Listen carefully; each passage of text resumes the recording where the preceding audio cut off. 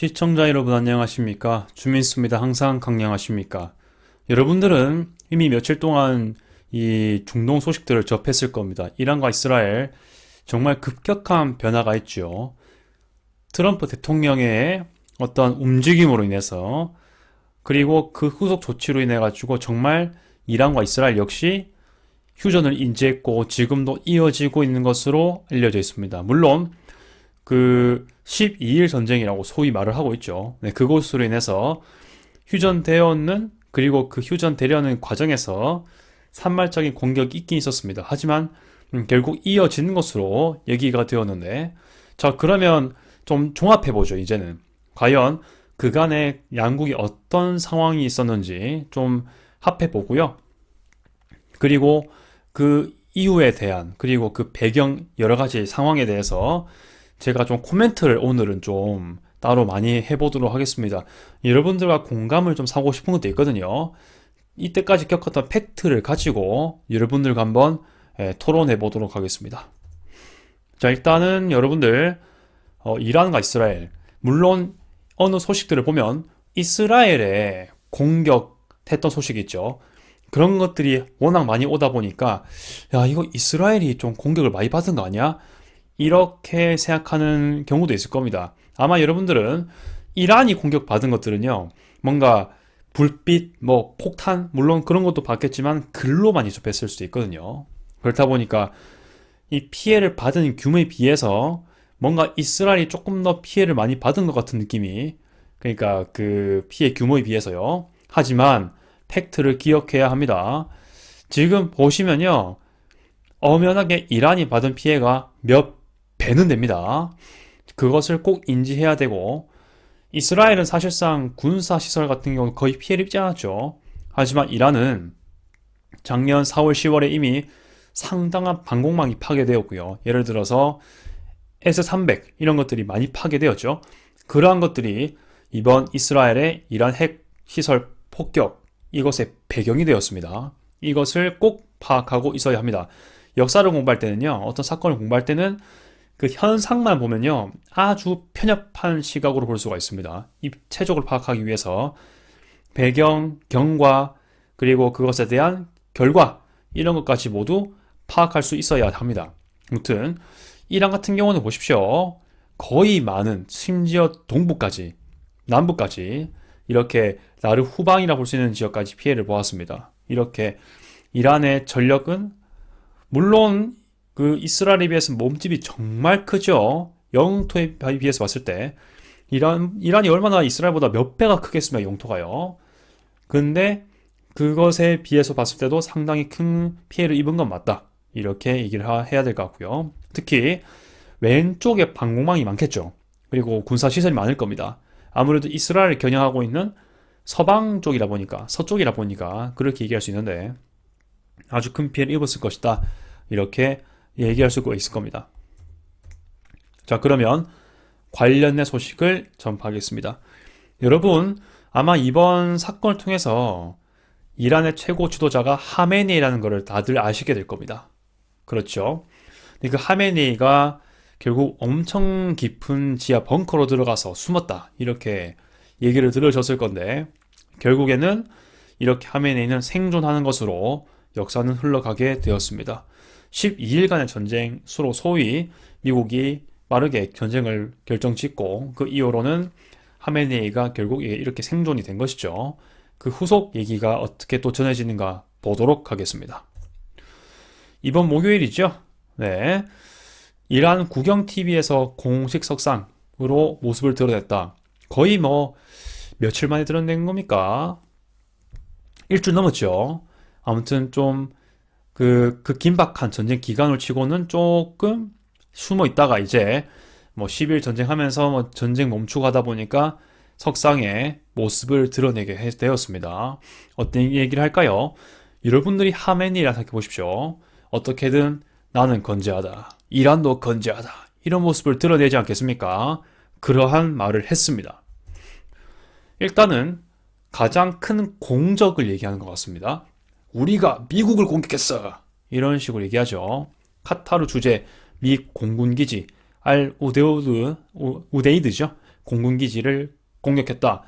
미국 얼굴을 딱 뺨 때렸다라고 표현을 했다고 합니다. 근데 팩트는 어떻게 됩니까? 뭐 몇 발 날렸어요. 날렸는데 결국 공중에서 모두 대부분 요격되었죠. 피해는 없는 걸로 알려졌습니다. 그냥 일단 미국 공군기지로, 그것도 카타르에 있는 기지지 않습니까? 뭐 적국 사이도 아니고 우방국도 아니고 약간의 어중간한 사이에 있는 그런 나라인데, 무튼 공격한 것 자체의 의미 부여를 엄청나게 하고 있는 모습이 보이죠. 피해는 없는 겁니다. 자, 그리고요, 추가 도발 시에는 추가 보복을 하겠다라고 경고를 했다고 합니다. 하메네이의 그 입장으로 봤을 땐 이렇게 얘기해야 되겠죠. 이란 정부의 어떤 건재함, 자신의 건재함, 자신은 아직 강하다, 이런 걸 드러내기 위해서라도 이런 말을 해야 됐을 거예요. 그렇긴 한데 국제사회나 뭐 다른 나라가 봤을 때는 아이고 그거 참 그 센 척하고 있네, 이렇게 얘기할 법도 하죠. 아무튼 국가와 어떤 사람들이 시각을 보냐에 따라 의견은 좀 달라질 것 같긴 합니다. 그리고 미국이 이란의 핵 공격한 것에 대해서 낮게 평가했다. 결국 피해는 심했는데 이것을 좀 무마하려는 의도가 아닌가, 그렇게 생각되고요. 물론 100% 파기가 아닐 수도 있습니다. 사실에 근거한 평가일 수 있긴 하지만 일단은 하메니로서는 말씀드립니다만 이란의 건재함을 드러내야 되죠. 그래서 미국이 공격했던 것들을 좀 낮게 평가할 필요가 있을 겁니다. 의미 있는 성과를 거두지 못했다, 이렇게 얘기를 합니다. 자, 좀 맥락을 잘 파악해 보시기 바라겠습니다. 플러스, 자, 트럼프 대통령의 핵 능력이 완전 파괴되었다, 이란은 그렇게 얘기했었죠. 그런 것에 대해서 일축했다, 뭔가 디스미스 했다, 이렇게 얘기하더라고요. 뭔가 동의하지 못한다, 이렇게 얘기를 하고 있는 겁니다. 결국 이란의 핵은 건재하다라는 것을 보여주는 것인데, 전제가 뭘까요? 그쵸? 본인이 일단 이란의 핵 개발이 이루어지고 있었다는 것을 알려준 셈이죠. 결국 최고 지도자는 예전에 어떻게 얘기했다고 합니까?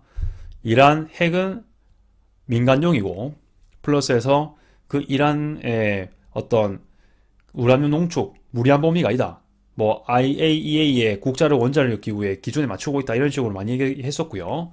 뭐 이슬람의 어떤 원칙인 파투아 뭐 이런 것에 의하면 우리는 살생을 엄격하게 제한하고 인도주의적으로 한다, 이런 맥락으로 하메네이가 옛날부터 말한 적이 있지 않습니까?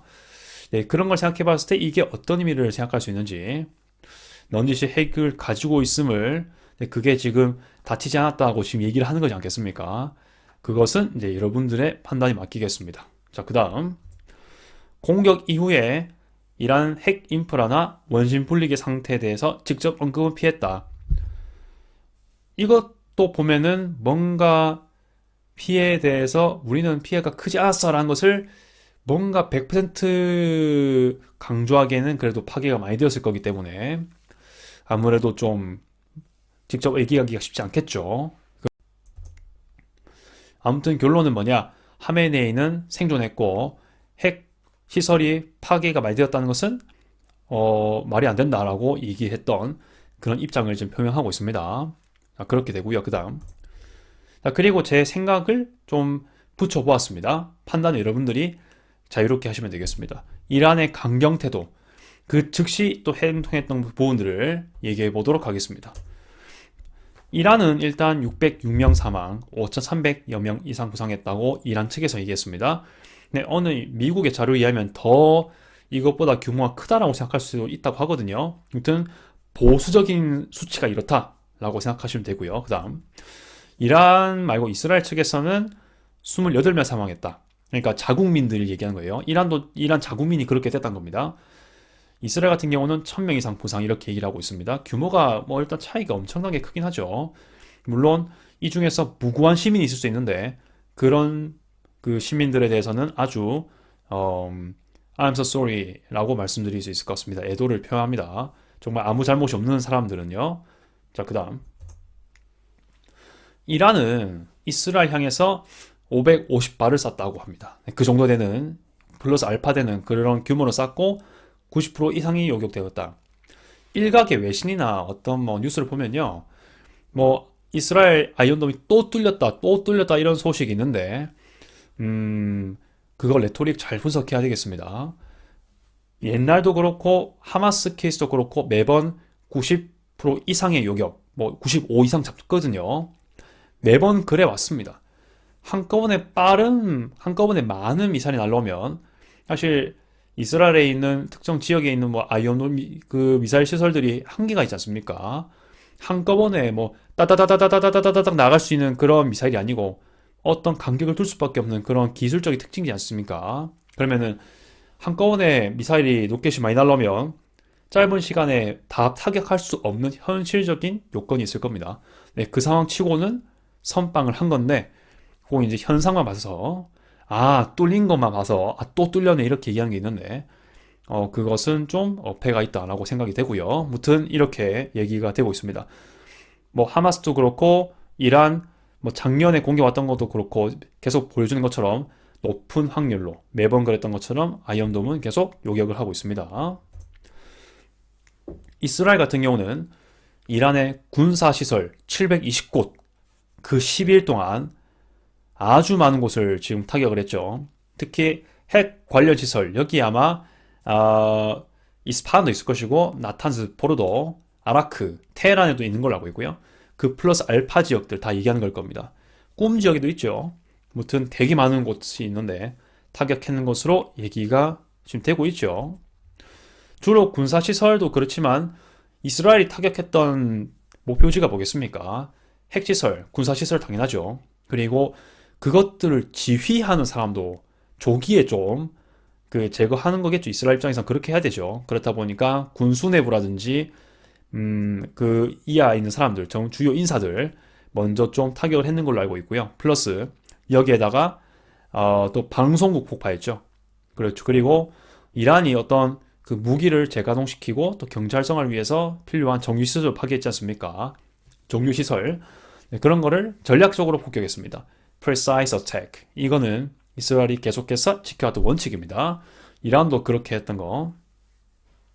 이란 얘기 그랬다는 거. 이란은 정밀 타격이라 보기 좀 어렵죠. 이스라엘에 비해서 봤을 때는. 그렇게 얘기를 좀 하겠습니다. 자, 이란 의회가 또 어떻게 행동하고 있다고 합니까? 바로 핵 프로그램 지속을 강화시키겠다라고 얘기했다고 합니다. 국제원자력 기구하고 좀 협력을 완전 제한하는 법안을 처리하고 있다. 그러니까 웬만하면 국제원자력 기구의 말을 안 듣겠다라고 지금 태도를 보이고 있는 것이죠. 그럼으로써 뭔가 이 핵 협상에 관한 영역 그리고 핵에 대한 개발 이런 것에 대해서 좀 강경하게 나올 가능성이 좀 높아지는 영역이 되겠습니다. 어떻게 보면 이란이 보기엔요 지금 당장이라도 정권 유지를 위해서는 핵 이게 매우 중요하지 않습니까? 근데 일단 우리는 공격받은 피해자라는 그런 이미지를 심어주는 것 같고요. 그들이 보기에는 그렇게 하고 있고 그럼으로써 그 안에서는 뭔가 지속적인 핵에 대한 이 생존 이거를 좀 지속시키고 하는 그런 좀 마음과 어떤 정책이 살아있는 것 같습니다. 일단 여러분들 하메네이가 생존했습니다. 그리고 레짐이 유지가 되었습니다. 그렇다면은 이 12일간의 이 각박한 상황에서요, 혹시 이란이 흔들리지 않을까 싶어서 반기를 들었거나 망명을 갔던 이란 내의 정치 세력, 군 세력은 어떻게 될까요? 한번 생각해 볼만 하죠. 그들은 미래가 어떻게 될 것인가? 플러스 일각에는요, 미국이 핵 공격을 하는 그 순간에도 역시 이제 레짐이 바뀌지 않을까라고 생각했던 아마 많은 사람들이 있을 겁니다. 하지만 그렇게 되지 않았고 하메네이까지 생존한 상태에서 일단은 이렇게 정권이 이어지고 있는데 하마스와 헤즈볼라 설레 이렇게 말씀드린 이유는 뭐냐면은 일단 이란도 지금 초토화가 된 건 맞지만 사라지지 않았습니다. 그리고 하마스 헤즈볼라 역시 사라지지 않은 상태에서 휴전하거나 현상 유지하거나 이런 절차를 밟고 있죠. 자, 그런데 하마스 같은 게 어떻게 되고 있습니까? 지하에서 물론 지하 조직화 되긴 했지만 뭔가 또 뭐 꾸미고 있는 것들이 있는 걸로 몇 개 소식 전해지고 있죠. 헤즈볼라도 많이 약해졌지만은 뭔가 꿈틀꿈틀거리는 게 있는 것으로 지금 뭔가 얘기가 되고 있고, 그들의 기조의 목표들은 유지가 되는 걸로 알고 있습니다. 물론 파워가 약해졌으니까요. 행동에 옮기지 못하고 있을 테지만, 무튼 그런 것이고, 아예 사라지진 않았다. 그런데 재기의 가능성은 있다는 거죠. 이란도 마찬가지입니다. 그게 어느 정도 복구 기간이 있을까의 문제죠. 사실 될 것이다라는 건데, 과연 이란은 얼마나 빨리 핵에 대한 복귀를 할 것이고, 예전처럼 이 무기라든지 방공망 이런 것들의 회복이 있을 것인가, 오래 걸리겠지만은 할 거예요. 네, 그게 문제입니다. 저는 그렇게 좀 생각해 봐야 되는 것이고요. 그 다음, 이스라엘 적대 세력들이 심각하게 무력화가 되었죠. 이란을 마지막으로 해서요. 물론 마지막 바로 앞에라고 해야 되겠죠. 뭐가 있냐? 후티 반군이 있죠. 후티 반군은 그나마 지금 이스라엘을 적대하는 주변 세력들 중에서 그나마 건재합니다. 물론 공격 엄청 많긴 했습니다. 아무튼 이란과가 아니라 이스라엘과 뭔가 이렇게 무기나 군사력을 가지고 지속적으로 충돌이 있었던 그런 세력들이 있는 거 봤을 때 뭔가 다들 무력화가 된 건 사실입니다. 아무튼 이스라엘로서는 뭔가 그 역 내에서 그들의 이 군사적 우위권을 유지할 수 있는 것은 또 맞는 것이다 라고 얘기하고 있고, 미국도 역시 있기 때문에 중동 내에서는 강자로 계속 으뜸되고 있는 것은 맞는 사실인 것 같습니다.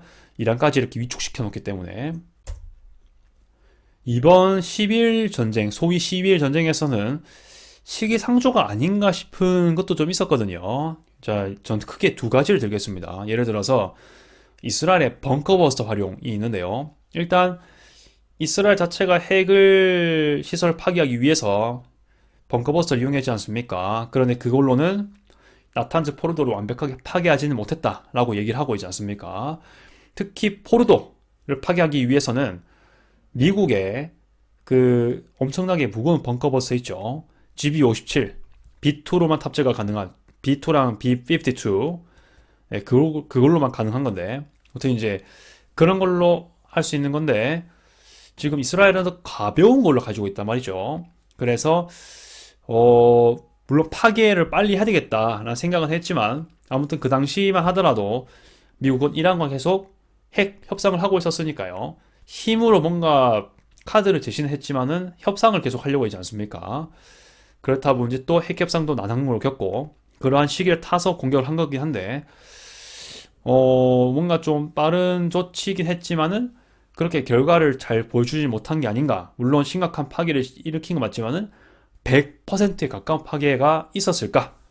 라는 생각을 좀 해보게 되는 것이고요.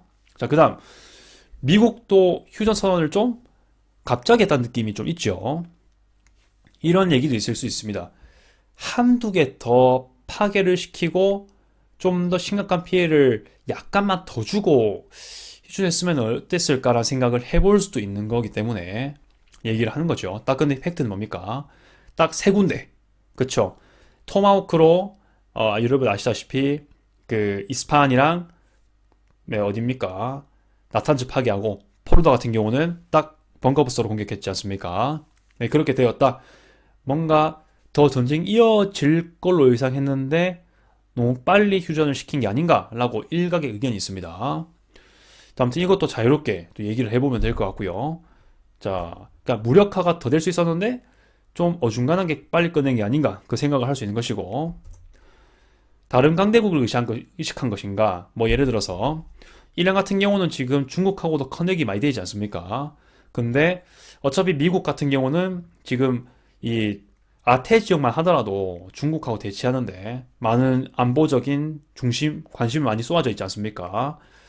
그렇기 때문에 중국 같은 경우에 뭐 어디든 중국이 붙어 있는 곳이라면, 주변 지역이라면 다 이제 군사 배치를 하고 있으니까요. 자, 그런데 조금이라도 더 이 중동, 특히 이란 지역에 미국이 공격을 가거나 그러게 되면은, 뭐, 중국 이런 나라들하고도 대치할 가능성이 사실 없지 않아 있죠. 중동 내에서도요. 조금 과장일 수 있긴 한데, 일단 이란이 지금 중국하고 많이 커넥이 돼 있으니까. 그래서 이란에게 가장 중요한 공격만 퍼붓고 딱 돌아오는 케이스. 플러스, 트럼프 자체가 기조가 전쟁을 축소화, 최소화하는 거지 않습니까? 사실 트럼프 대통령을 지지하는 사람들 중에 또 상당수가 그러한 전쟁을 피하려는 그런 것을 또 이유로 삼는 경우도 있을 겁니다. 그렇기 때문에 더 오랫동안 전쟁을 끄는 성격, 그런 성향을 보인다면 아마 또 국내 지지층에도 영향을 미칠 수 있다 판단했을 거라고 저는 대강 뇌피셜로 생각을 해봅니다. 그 다음, 호르무즈 해협도 역시 갈등의 일환으로 있었죠. 네, 그렇다 보니까 뭔가 여기에 대해서도 이제 여기가 이제 더 갈등이 커지면 어쨌든 체계적으로 더 큰 파급 효과가 발생할 겁니다. 여기가 끊긴다는 거는 미국뿐만이 아니고 다른 나라의 석유도 끊기는 거지 않겠습니까? 특히 중국도 마찬가지입니다. 이거는 그렇기 때문에 이것은 뭐 비단 미국과 이란뿐만이 아니고 다른 강대국이라든지 여러 전 세계적인 범위 내에서의 무역에 영향을 미치고 원유 활동, 원유 그 활성화에 영향을 미치기 때문에 아마 좀 큰일로 만들고 싶지 않았을 거라는 생각이 좀 들어요. 물론 호르무즈 해협 자체는 이란만 봉쇄할 수 있는 게 아니기 때문에 좀 얘기는 달라질 수 있지만, 자, 그리고 아마 이번에 적지 않은 충격을 받았던 나라가 걸프 국가들일 겁니다. 카타르 역사 내에서 자기 상공에 미사일이 날라온 적이 있을까요? 저는 거의 없다고 생각하거든요. 카타르가 사실 이란하고 그렇게 사이가 그렇게 친선적이라 보기는 어렵습니다. 단교도 한 적이 있거든요. 그렇다고 또 사우디하고 또 그렇게 사이가 좋은 건 아닙니다. 물론 그 사이에서 뭔가 징검다리 역할을 하면서 뭔가 마이웨이 외교도 하고 있고, 그리고 거기는 각종 이슬람 극단주의 단체랑 또 서방 이스라엘보다 다 커넥이 된 나라거든요. 그렇다 보니까 협상을 할 때 되게 허브로 많이 인정이 되는 나라입니다. 네, 그런 뭔가 협상과 공존의 어떤 이미지가 있는 그런 마이웨이의 이미지가 있는 나라인데 갑자기 미사일이 날라옵니다. 이란으로부터. 카타르의 태도가 과연, 그리고 카타르 그 정권의 생각이 어떻게 될까요? 그리고 카타르랑 완전 가까이에 있는 바레인, 특히 사우디아라비아, 아랍에미리트 어떤 생각을 할까요? 그게 조금이라도 방향을 틀었으면은 바로 아랍에미리트랑 사우디거든요. 다 멀지 않잖아요. 그렇다 보니까 뭔가 이번을 계기로 안보에 대해서 더욱더 뭔가 생각을 깊게 할 수도 있겠다. 이란이 비단 지금 뭐 특히 사우디 같은 경우는 국교 정상화까지 했지 않습니까? 하지만 경계를 해야 되겠다는 생각이 많이 들 겁니다. 그렇게 얘기를 좀 해보는 것이죠. 걸프 국가들이 좀 더 경각심을 가지게 됐을 것이다 라고 저는 평가를 하고, 오히려 미군하고 좀 더 협조를 도모할 수밖에 없죠. 어차피 미군 기지가 많으니까요. 그렇게 될 수도 있다라는 생각이 같이 듭니다. 네. 자, 아무튼 좀 생각이 복잡해질 것 같다. 코멘트 해보고요. 그 다음, 좀 신기한 게 있습니다. 저는 이스라엘이 그 하마스의 선례에 따라서 휴전을 하고 있는 상황에도 어쨌든 간에 하마스의 어떤 그 액트가 막 있기 때문에, 적대적인 액트가 있기 때문에 이스라엘은 좀 공격을 좀 했거든요. 그러면서 특히 그 가자지구 근처에 있는 지역들은 좀 더 긴장 관계가 좀 있었습니다. 그런데 이번 소위 12일간 전쟁 선언 이후에 전 이스라엘이 좀 더 그 경계를 푸는 걸 좀 오래 지속할 거라 생각했는데, 혹시 모르니까 근데 진짜 빠르게 일상을 복귀하고 있는 것을 소식으로 들었습니다. 24일부터 26일까지 지금 좀 시간이 지났겠죠? 2일간 뭔가 이제 그 경보 해제하는 타이밍으로 들어간다고 하더라고요. 26일 이후가 되면은 일상 복귀가 된다고 하던데, 네, 이것은 뭐 민방위 사령부 조치 이런 걸 보면서 제가 좀 느꼈습니다. 정말 빠른 속도로 일상을 복귀를 한다, 뭐 이런 얘기가 있고, 특히 뭐 한인들 소식에 의하면 하루 전만 하더라도 정말 막 경보가 울리고 또 막 하늘에서 막 미사일 올라오고 그랬었던 그런 일상이었는데, 갑자기 조용해지고 갑자기 새소리가 들리고 이렇게 갑자기 정말 그 조용한 공기 소리가 들리고 이렇게 되면서 놀랬다, 오히려 이런 얘기를 좀 들었습니다. 또 그렇게 좀 생각을 해보는 시간이었고요. 그 다음, 자, 그러면 원래부터 하려고 했던 핵 협상 이루어질까? 많은 얘기가 있을 수 있습니다. 물론 또 상황에 따라 변수에 따라 또 움직일 수 있긴 한데 당장은 어렵지 않을까, 이런 생각을 해봅니다. 이란 의회 자체가 지금 되게 강경합니다. 이란 하메네이 자체도 역시 그렇고요. 그렇기 때문에 당장은 쉽지 않을 수 있는데 또 상황은 달라질 수 있으니까 한번 또 생각해 볼 만하다. 이렇게 얘기를 할 수 있는 것이고, 마지막입니다. 과연 12일 전쟁으로 끝날까? 이게 가장 중요한 질문이지요.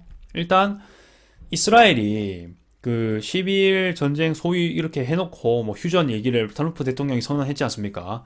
그 이후로 뭐 이란도 그렇고 이스라엘도 그렇고 공격을 조금 한 걸로 알고 있는데 트럼프 대통령이 매우 비난했다고 하죠. 아주 컴플레인 넣었대요. 그래서 이스라엘도 좀 주춤을 하려는 듯한 느낌인데 무튼 이제 이런 상태가 오래 갈지에 대한 생각은 좀 있는 것 같습니다. 이란도 강경한 태도가 아직 남아있다고 했죠. 많이 전력은 최소화가 됐고 초토화되었지만 과연 이 충돌 상황은 그리고 그 충돌의 그 불씨, 조그만 불씨가 아예 사라진 것일까? 이런 생각을 해보게 되는 것 같습니다. 자, 여러분 생각 어떠십니까? 이번엔 저의 좀 주관이 좀 담겨진 코멘트를 몇 개 좀 얘기해 드렸습니다. 하지만 모든 것들은 여러분들이 판단해 주시길 바라겠습니다. 앞으로도 시청 많이 부탁드리겠고요. 좀 더 토론의 장이 있으면 좋겠다. 뭐 그렇게 생각을 합니다. 물론 근거를 가지고 어떤 팩트나 정황에 대한 그 안목을 가지고 얘기하면 더 좋겠죠. 그게 좀 더 합리적이고 논리적이지 않겠습니까? 설득력이 있겠고요. 아무튼 이까지 시청 감사드립니다. 여러분 지속적으로 중동 상황은 제가 봤을 때는 불안할 겁니다. 그래서 좀 더 잘 지켜보시길 바라는 마음에 이상 아디오스.